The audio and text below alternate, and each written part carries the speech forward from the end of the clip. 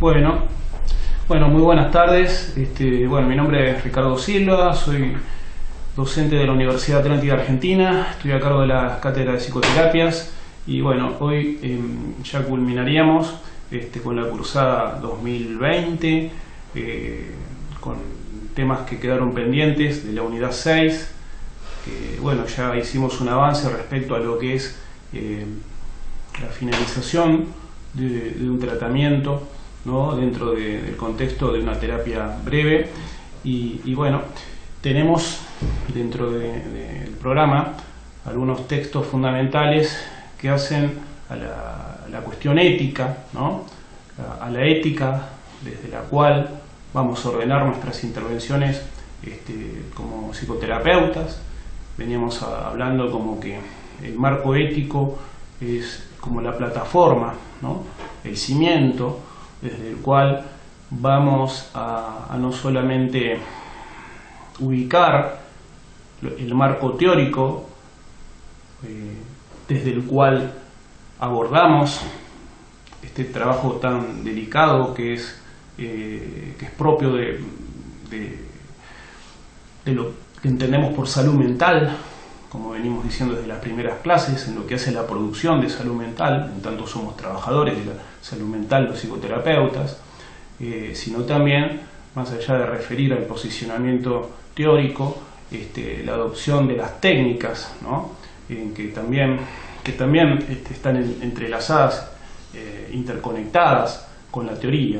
O sea, hablamos de teoría y de técnica, pero si esto no está, insisto, basamentado en un marco ético, una concepción de hacia dónde apunta lo que hacemos, desde dónde pensamos la salud mental, podemos correr el riesgo de trabajar en el vacío, ¿no?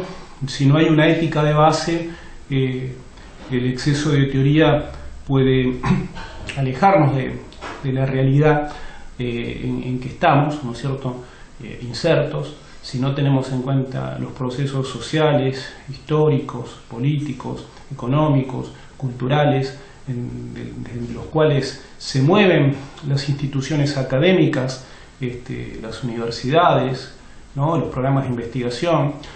Si no tenemos en cuenta que hay una ideología de base, las teorías y las técnicas pueden, insisto, estar desplazándose en el vacío, ¿no es cierto?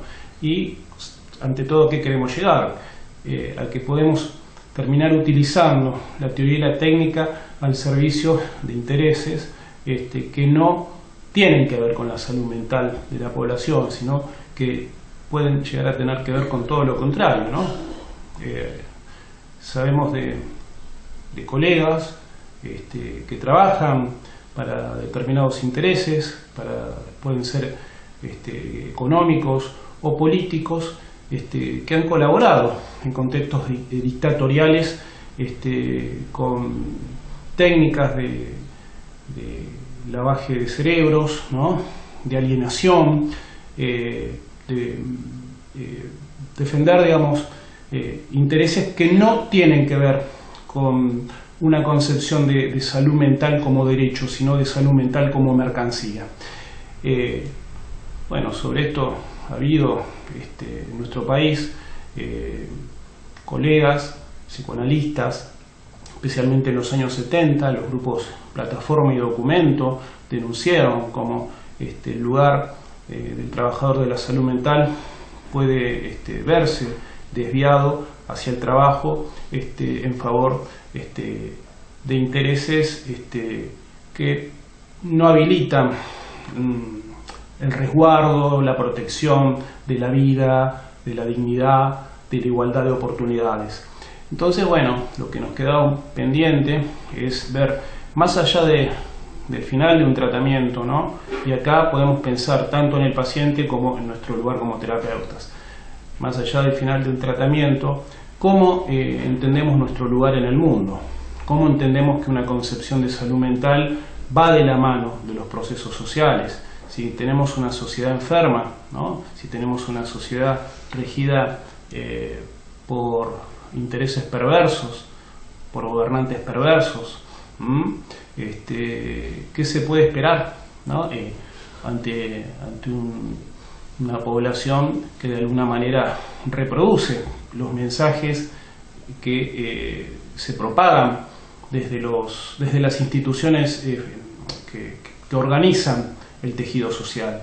Entonces, si hablamos de una sociedad donde el trabajo, vamos a hablar de instituciones organizadoras del tejido social, donde el trabajo por un lado, la salud por otro lado, la educación por otro lado y la justicia por otro lado son, como podríamos pensar, cuatro patas de una mesa que podríamos homologar para pensar el tejido social.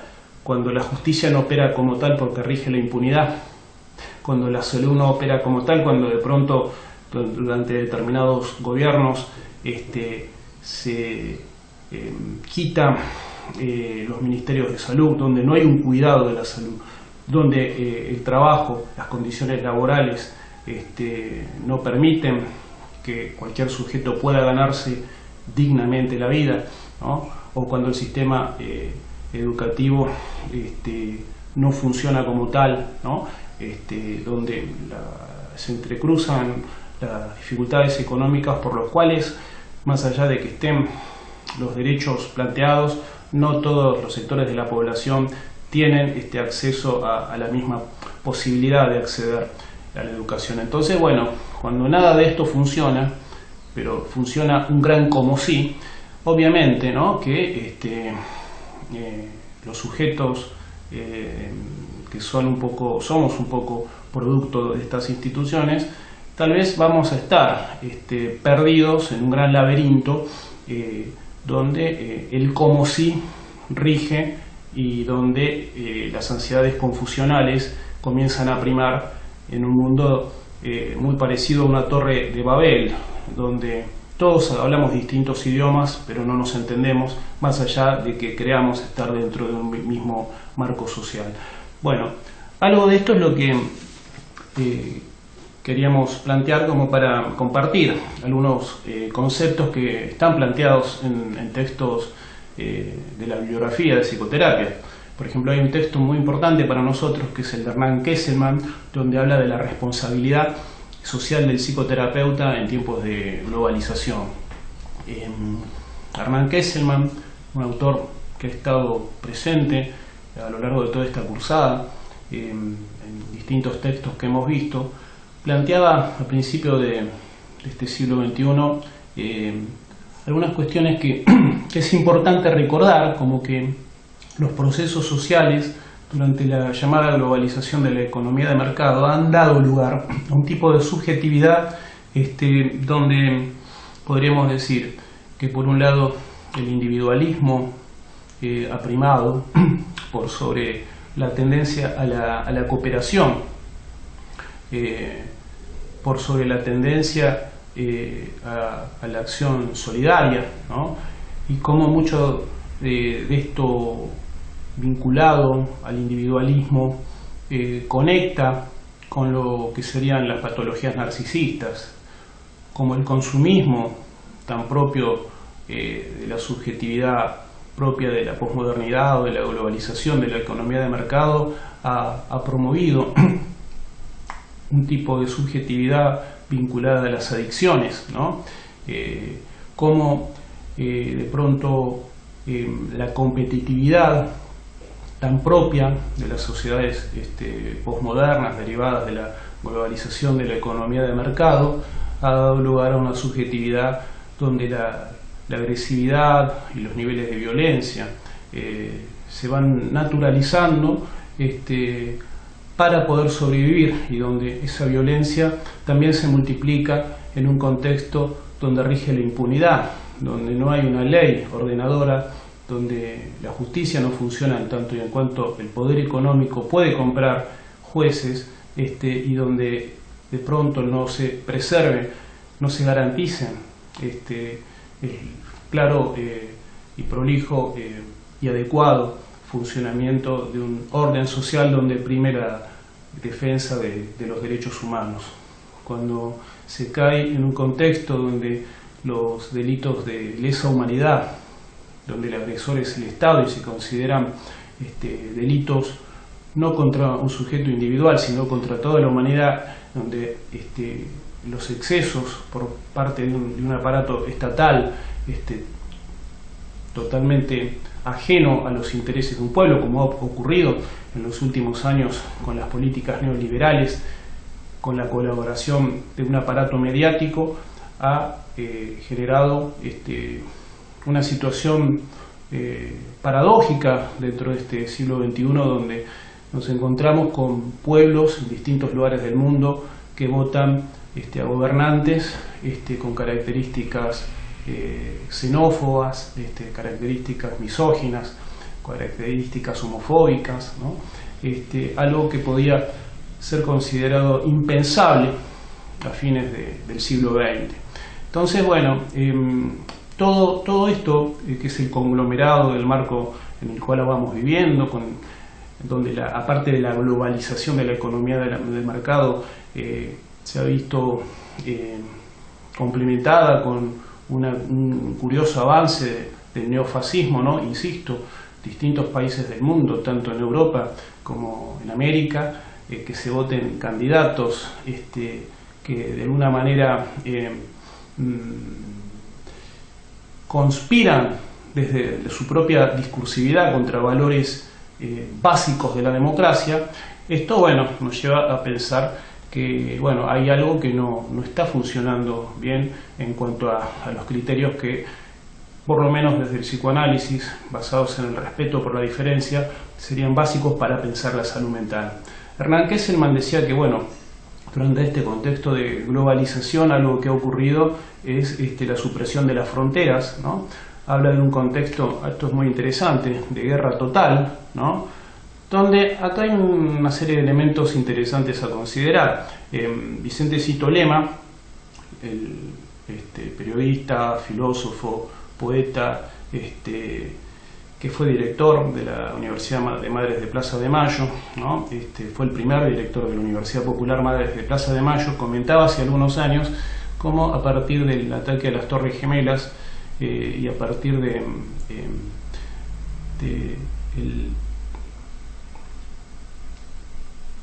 la implementación, ¿no? Del dispositivo de guerra contra el terrorismo, se ha dado un contexto donde entramos sin que se declare, sin que se blanquee, una suerte de guerra mundial, ¿no? Donde los aliados podían invadir cualquier pueblo que no respondiera a sus intereses, como ha ocurrido con Afganistán, como ha ocurrido con Libia, ¿no es cierto?, como ha ocurrido con Irak, incluso en defensa de la democracia y los derechos humanos, para cometer todo tipo de atrocidades. Y esto es lo que a lo largo de los últimos 20 años, ¿no?, ha generado migraciones masivas de habitantes de distintos pueblos del tercer mundo hacia Europa, hacia Estados Unidos, donde, bueno, justamente la imposibilidad de vivir en los propios países que han sido invadidos o que han sido empobrecidos por políticas económicas, ¿no?, ha generado de pronto algo que coincide con la multiplicación de la discriminación, la xenofobia, ¿no es cierto? ¿Qué ocurre acá?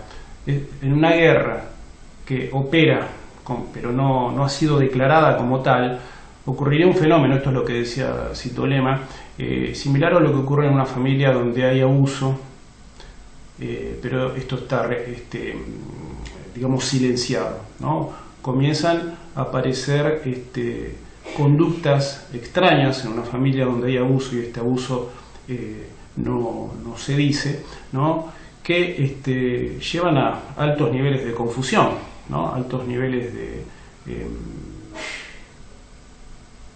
malestar, ¿no?, altos niveles de conductas irracionales que no se pueden engarzar, conectar, comprender. Y esto es una de las hipótesis que planteaba Vicente Cito Lema acerca del crecimiento de conductas más ligadas a lo que es la segregación, ¿no?, a lo que es la xenofobia, ¿no?, a lo que es la fantasía de limpieza de las sociedades a partir de eliminar a la gente considerada inservible, a la gente considerada sobrante. No, todo esto que de alguna manera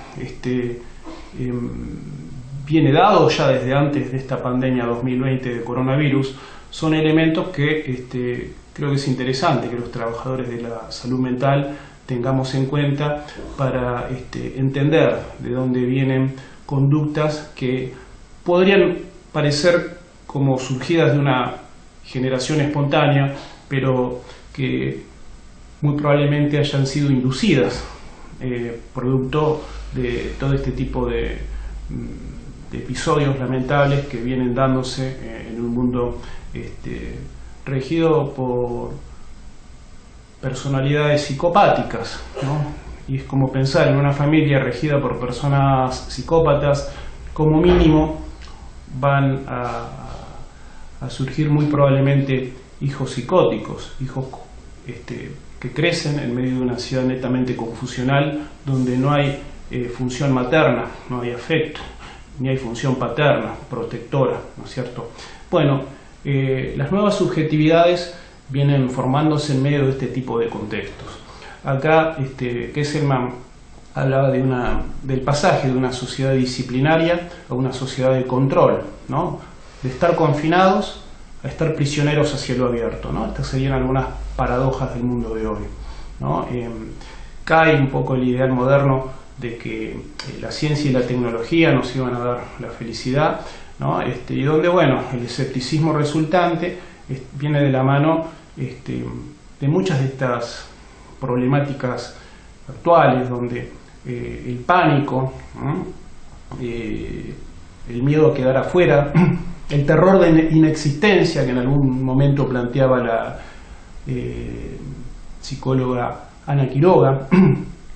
Kesselman también hablaba de algo que él bautizó como SIDPA, ¿no? Es una sigla que representaría síndrome de inmunodeficiencia psicológica adquirida, y que tiene que ver con la naturalización de aquello que debiera escandalizarnos, ¿no? Por ejemplo, los niveles extremos de violencia que, bueno, ya no nos llama la atención ante ningún aparato televisivo, ¿no? Y bueno, acá, bueno, lo que Kesselman plantea para ubicarnos ante esta situación es primero poder auxiliarnos desde miradas transdisciplinarias, donde la psicología pueda entrar en diálogo con la historia, con la sociología, con las artes, con la medicina, con la psiquiatría, ¿no? Tratar de pensar nuestras prácticas desde una mirada transversal, donde haya un diálogo, ¿no? Con las disciplinas para entender la complejidad del mundo en que estamos y poder operar con un máximo nivel o un mínimo nivel de eficiencia. Hablaba de tomar una actitud vinculada a lo que es la llamada antropofagia, que es una figura que proviene de las artes, ¿no? Que proviene tanto de la literatura como de la pintura, ¿no? En Brasil el movimiento antropofágico surge en los años 30, ¿no? Y parte de la idea de comernos al opresor. El opresor nos oprime y nosotros, si no nos queda otra que estar en una sociedad donde hay sistemas de poder sumamente organizados, bueno, el opresor nos domina y nosotros podemos tomar del opresor de todos los intereses foráneos que de pronto determinan los programas de formación en ámbitos académicos. Podemos tomar todo aquello que puede provenir, siendo latinoamericanos, de Europa, de Estados Unidos, porque bueno, somos mestizos y no nos queda mucho más que tomar todo lo que viene de las metrópolis de poder. Pero la actitud antropofágica implica tomarlo, comernos, alimentarnos, pero no perder de vista quiénes somos, no perder de vista nuestra identidad, no perder de vista que somos diferentes, ¿no? No somos ni superiores ni inferiores, somos diferentes. Y en esa diferencia, en ese aceptar esa identidad que necesitamos construir como latinoamericanos, ¿no? No tenemos por qué. Podemos tomar autores europeos que apuntan a deconstruir su identidad, porque ya la tienen los europeos, esa identidad armada desde hace cientos de años. Pero nosotros somos pueblos bastante más jóvenes y que no tenemos, o sea, podemos tomar aquello que se nos vende, pero podemos discutir, podemos elegir, porque otros pueblos se pueden dar el lujo de romper su identidad para buscar otros caminos, ¿no? Otras formas de identificación.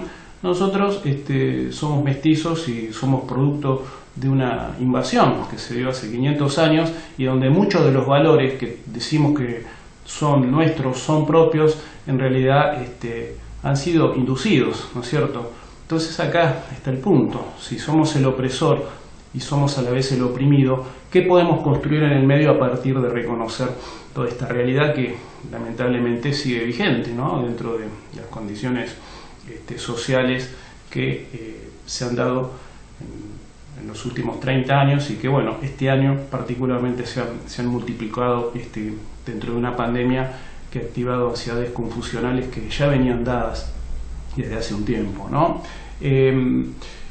Habla de actitud antropofágica, habla de apelar a la transdisciplina, habla del desafío desde lo que es el psicodrama, ¿no?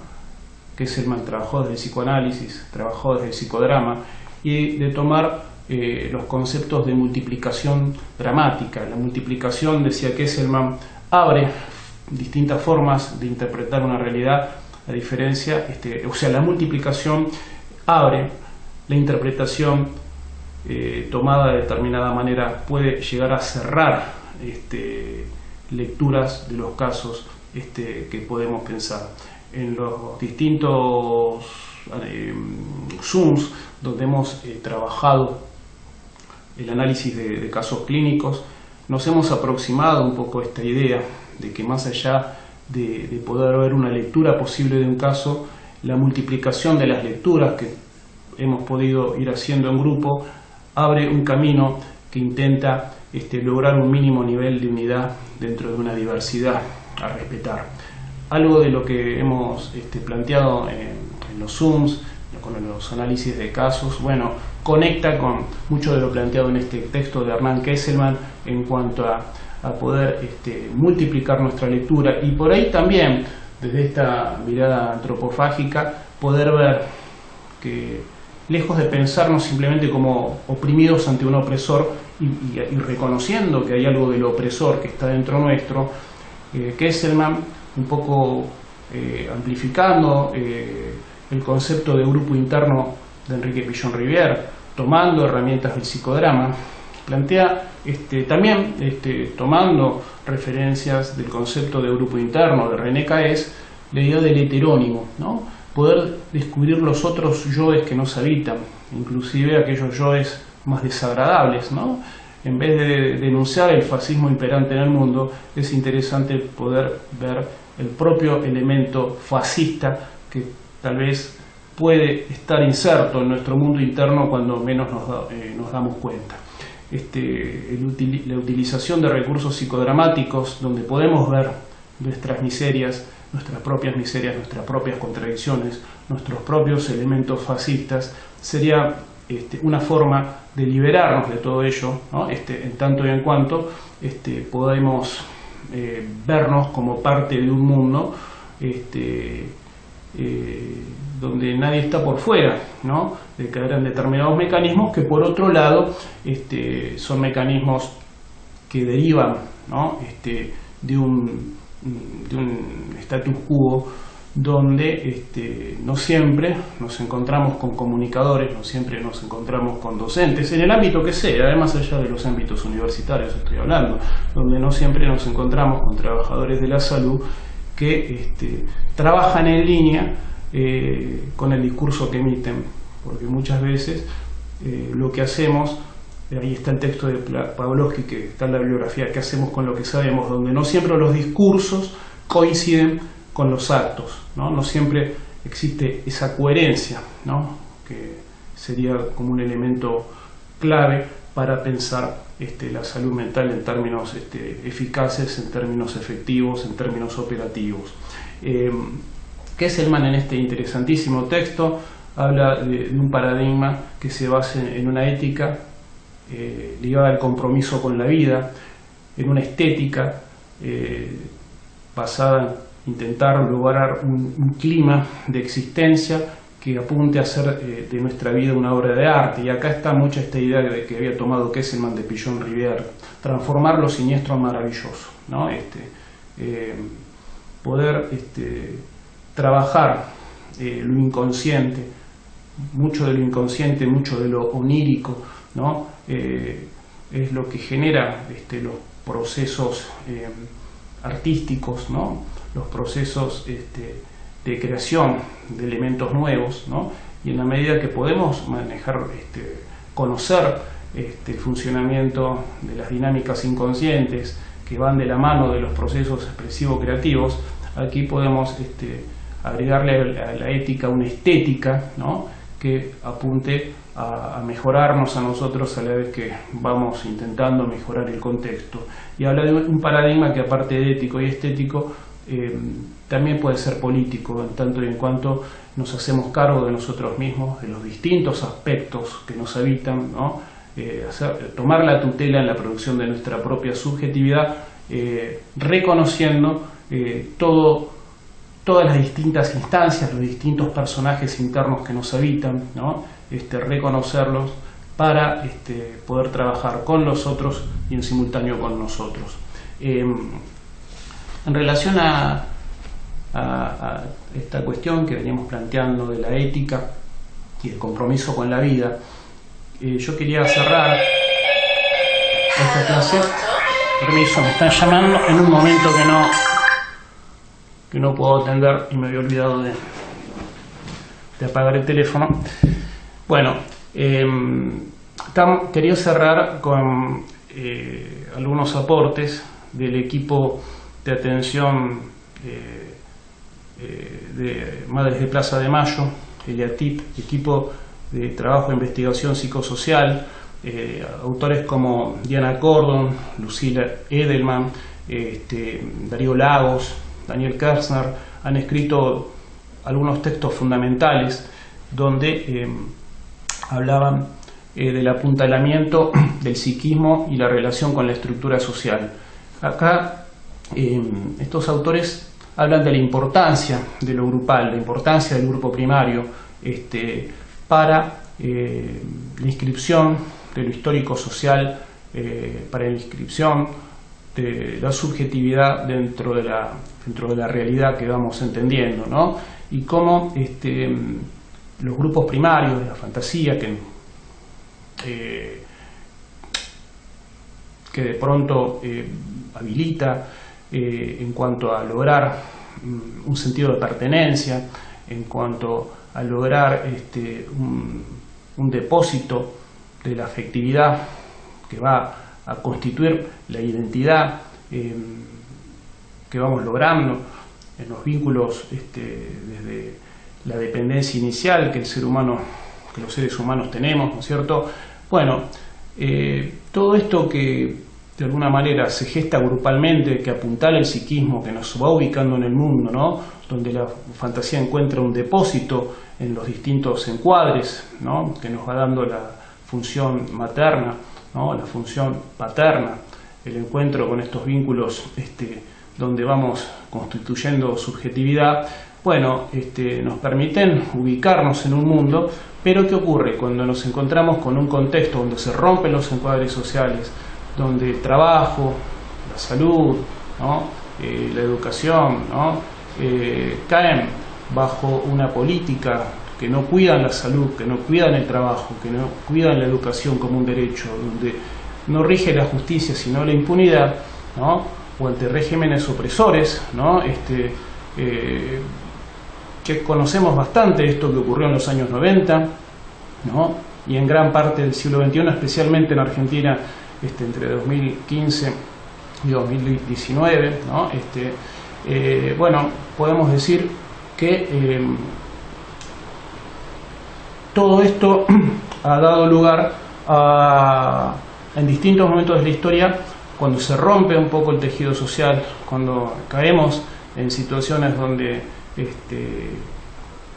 lo que recién decíamos, salud, educación, trabajo, justicia, no funcionan en función, resguardando el bien común, sino resguardando intereses particulares.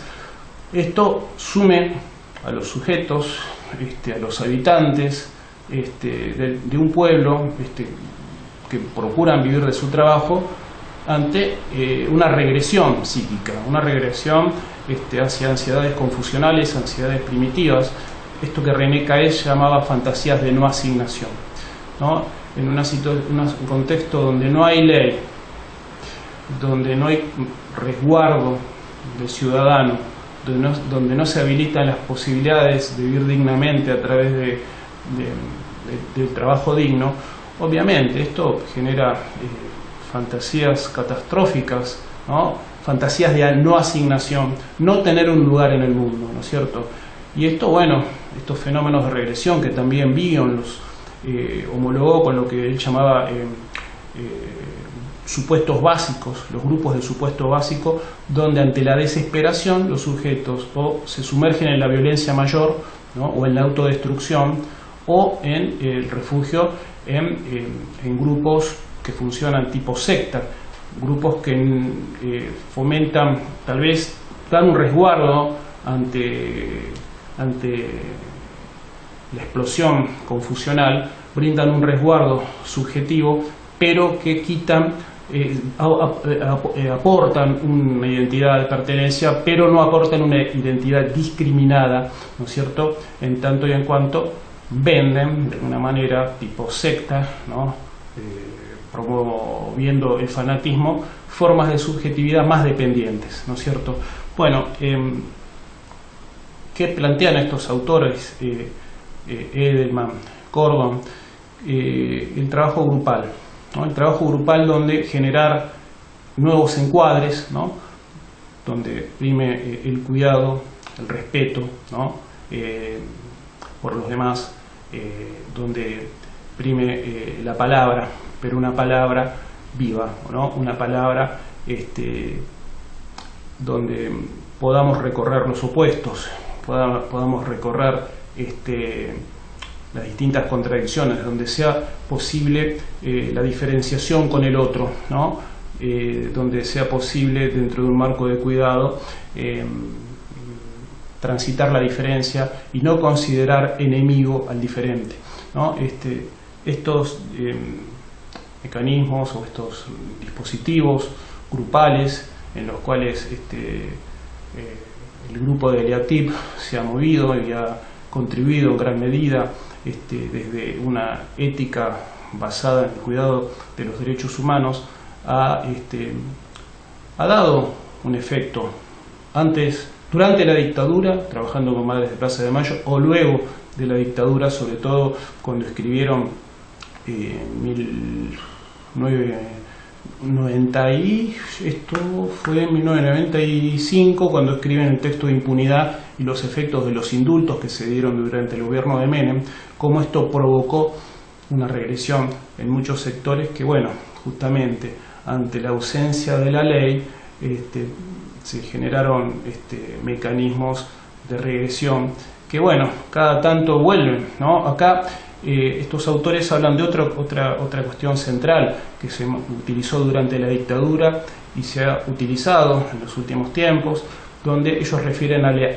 fenómeno de la alienación, donde a través de campañas de inducción psicológica promovidas desde medios de comunicación se cae en una suerte de defensa de discursos ajenos a los intereses de cada sujeto, ¿no? Es un fenómeno de extrañamiento, de enajenamiento, a través del cual el sujeto, sin darse cuenta, termina defendiendo intereses ajenos a su lugar en el mundo, ¿no es cierto? Muchos de estos fenómenos de alienación, al darse dentro de fenómenos el ingreso de enunciados identificatorios, donde uno repite palabras, ejemplo, el se robaron todo, ejemplo, habrá sido el algo habrán hecho, ejemplo, el silencio de salud, que va ingresando casi de manera hipnótica, sin que nos demos cuenta, y donde, bueno, no siempre tenemos conciencia de aquello que estamos diciendo, aquello que estamos repitiendo. Acá hay algo también muy importante.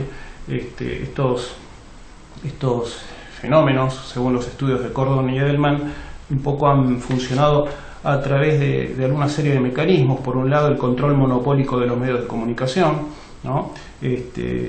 Otra cuestión es la repetición permanente de mensajes en concreto que se leen desde una perspectiva única, ¿no? Desde la perspectiva del poder de turno. Estos enunciados identificatorios que nosotros recién veníamos mencionando van funcionando, van operando en la medida que se repiten, en la medida que son propagados en momentos de ansiedad confuncional, de regresión, de desconfianza hacia todos los sectores de la sociedad, van generando un efecto y que está estudiado, ¿no? Está estudiado, se sigue utilizando, pero también es importante poderlo ver para no perder el sentido de conciencia crítica.